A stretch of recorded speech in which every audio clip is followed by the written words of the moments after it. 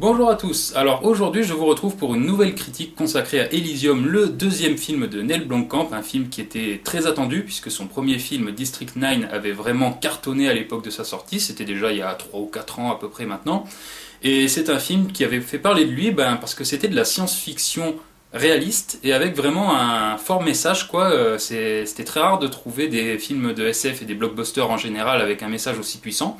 Et donc le film conjuguait bien le grand spectacle et le message, donc ça c'était vraiment très bien. Donc pour rappel, c'était l'apartheid avec d'un côté des aliens et de l'autre tous les humains, qu'ils soient blancs ou noirs, hein. C'était tout mélangé, on va dire, qu'il n'y avait pas de racisme entre les humains mais vis-à-vis des aliens. Et donc du coup c'était une approche vraiment originale de la SF dans le sens où les aliens ne venaient pas là pour nous tuer, où c'était nous vraiment qui les massacrions à petit feu en les cantonnant dans un district. Et donc, ce deuxième film de Neil Blomkamp, Elysium, reprend un petit peu les codes de District 9, c'est-à-dire des effets spéciaux bluffants et qui sont combinés à des prises de vue réelles, quoi, qui ont été tournées dans des bidonvilles au Mexique. Et franchement, le résultat est aussi bluffant que dans District 9. Franchement, Neil Blomkamp continue d'étendre son univers, donc franchement à ce niveau-là, j'ai rien à dire. Ça n'a pas été une surprise parce que je m'attendais à retrouver ce que j'avais déjà vu dans District 9 et donc j'ai pas du tout été déçu à ce niveau-là. C'est vraiment le même esthétisme, quoi, les grosses armures, les exosquelettes, quoi. Je veux dire, c'est vraiment tout ce qui plaît au réalisateur. Les mecs qui explosent en morceaux, ça aussi, hein, parce que bon, c'est un truc qui doit le faire fantasmer. Neil Blomkamp, je sais pas, mais dans tous ses films, il fait exploser des mecs en 1000 morceaux. Donc concernant le scénario, le pitch est assez simple. En gros, dans un futur pas si éloigné que ça, les habitants les plus riches ont fui la Terre à la suite de la surpopulation et de la pollution. Donc la Terre est devenue en gros une poubelle géante et les plus riches se sont barrés sur Elysium, une sorte de halo, on va dire, dans l'espace où tout est beau, tout est accessible, où il y a les soins, où il y a des gardes qui sont là pour vous protéger. Enfin en gros c'est le paradis mais pas sur Terre parce que forcément sinon on serait pas parti. Et donc on a Matt Damon qui joue Max, un habitant de la Terre, donc un pauvre qui bosse dans une usine, hein, donc vraiment le travail à la chaîne. Et qui fabrique en plus, je me demande si c'est pas une allusion à THX 1138, les flics qui vont lui pourrir la vie à l'extérieur de l'usine, quoi, puisque les flics ce sont en fait des robots. Et donc lui il construit tous ces robots, quoi, et après il se fait emmerder par eux. Donc ça j'ai trouvé que ça faisait un petit peu THX 1138. Et un jour, Max il lui arrive un souci, il est irradié et il n'a plus que 5 jours à vivre. Et malheureusement, il n'y a rien qu'on puisse faire sur Terre, mais sur Elysium, les gens auront peut-être le moyen de le sauver. Et donc le film démarre de là, Matt Damon veut aller sur Elysium, mais pour cela, il va falloir qu'il fasse affaire avec un espèce de truand, quoi, qui propose des voyages clandestins vers Elysium qui se soldent généralement par des échecs, hein, on en voit un exemple au tout début du film.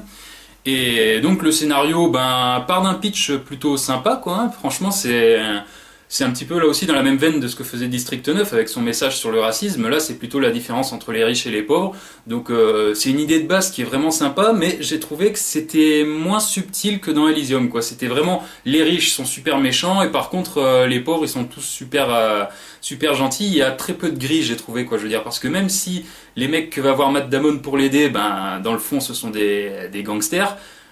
Voilà, je veux dire, eux ils œuvrent pour aller sur Elysium, pour aider les gens à y aller, donc ils sont pas là vraiment pour emmerder le monde, j'ai envie de dire.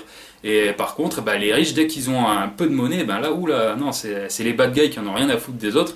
Donc ça m'a un petit peu gêné, j'ai trouvé que c'était moins subtil que dans District 9. Autre point sur lequel je voulais revenir, donc les scènes d'action, puisque ça c'est un des trucs qui m'avait vraiment bluffé dans District 9, c'est les scènes d'action étaient vraiment énormes, quoi, je veux dire, ça arrivait certes au bout d'un moment, quoi, puisqu'on avait une première partie qui était consacrée un petit peu au documentaire, quoi, c'était un faux documentaire, et après Neil Blomkamp décidait de sortir les flingues et de faire un carnage. Et il y avait vraiment des scènes d'action d'enfer, et donc je m'attendais à en retrouver des semblables dans le film, alors j'en ai retrouvé.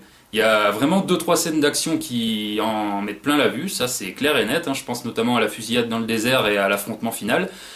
Mais malheureusement, je trouve que l'action est très mal dosée, il doit y avoir vraiment que 3 scènes d'action dans le film, quoi, et c'est pas des scènes qui sont particulièrement longues, bon elles sont pas courtes non plus, hein, mais j'ai été très déçu par ça, quoi. C'est franchement la fusillade dans le désert, je trouve qu'elle se termine un petit peu connement, il n'y a pas assez d'opposants à la bande de Max. Et ça c'est vraiment dommage, de même qu'à la fin je m'attendais à ce qu'il y ait plus de résistance que ça lors de l'arrivée sur Elysium, et finalement on s'attendait à une grosse bataille finale comme dans tout bon film de science-fiction qui se respecte. Alors oui on pourrait dire ouais mais ça c'est de la science-fiction réaliste, bon d'accord, mais n'empêche qu'avec District 9, même si c'était de la science-fiction réaliste, Blomkamp avait fait quand même une belle bataille finale. Et là malheureusement c'est pas le cas, et pourtant la bataille finale dans un film de SF de cette envergure, c'est un peu ce qu'on attend quoi.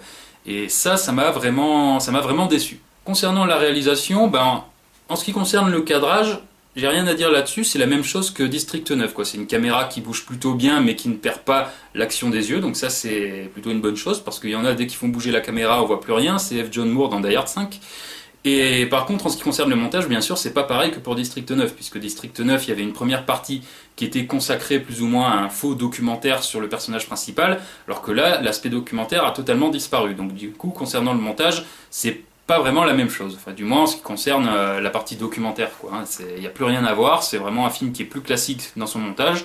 Donc ceux qui n'avaient pas aimé le côté faux documentaire de District aimeront peut-être ça. Moi personnellement ça m'a pas gêné, mais l'ennui c'est que j'ai trouvé du coup le film un petit peu moins original que District 9. Forcément c'est le deuxième film du réalisateur, fallait pas s'attendre à ce qu'il fasse un deuxième film révolutionnaire, mais ça reste quand même un super blockbuster parce que pour une fois qu'on a un film qui a un univers crédible, je veux dire par là que ça ressemble pas à de la bouillie comme par exemple le Royaume d'Asgard dans Thor, parce que pardon, comme mocheté ça se tenait là.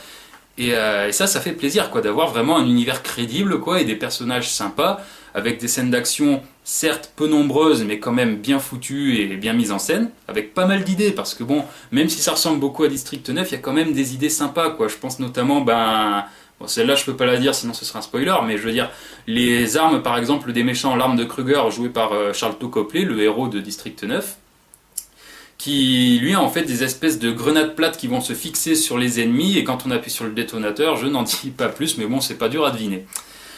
Donc voilà, ça fourmille d'idées, mais l'ennui c'est que le scénario est un petit peu mis de côté, quoi. Je veux dire, dans District 9, il était quand même beaucoup plus fin que ça, il était beaucoup plus malin, je trouve. Et là, dès l'histoire du suricate qu'on va entendre dans le film, la messe sera dite, on va savoir qui va s'en sortir, qui va mourir, comment ça va se terminer. Et ça, c'est vraiment le gros point noir, parce que autant le fait qu'il n'y ait pas trop de scènes d'action, dans le fond, c'est pas gênant, quoi, je veux dire, parce que les dialogues sont quand même sympas, les décors sont d'enfer, Matt Damon joue super bien, donc franchement, on est dans le film. Mais voilà, il manque quand même ce côté scénaristique, quoi, cette implication du spectateur qu'on avait dans District 9 et qu'on n'a pas, je trouve, dans Elysium. Donc pour finir, est-ce que je vous recommande le film ? Ouais, franchement, je vous le recommande, que vous ayez vu ou pas District 9, ça reste quand même un très bon blockbuster, surtout comparé à ce qui se fait d'habitude, à tout ce qui peut être con, sans âme et avec un univers graphique pourri. Et donc si vous n'avez pas vu District 9, vous allez découvrir l'univers de Blomkamp, vous allez voir un film rafraîchissant comparé aux autres films de science-fiction qu'on voit d'habitude. Par contre, si vous avez déjà vu District 9, là par contre, vous allez peut-être moins aimer, mais il y a des chances que vous accrochiez quand même, la preuve, moi j'ai beaucoup aimé, parce qu'on développe quand même l'univers de Blomkamp dans ce film, et ça fait plaisir quoi de voir un film comme ça, avec des effets spéciaux très réussis, un environnement crédible, ça c'est ce qui manque de nos jours. Et donc par conséquent, vraiment je vous le recommande. Il n'est pas aussi bon que District 9 parce qu'il y a quelques défauts que j'ai énumérés tout au long de la vidéo, mais globalement ça reste quand même un super film.